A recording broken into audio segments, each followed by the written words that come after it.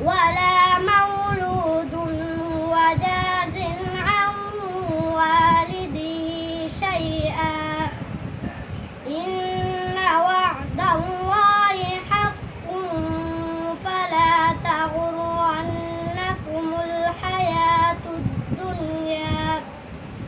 ولا يغرنكم بالله الغرور إن الله عنده علم الساعة وينزل الغيث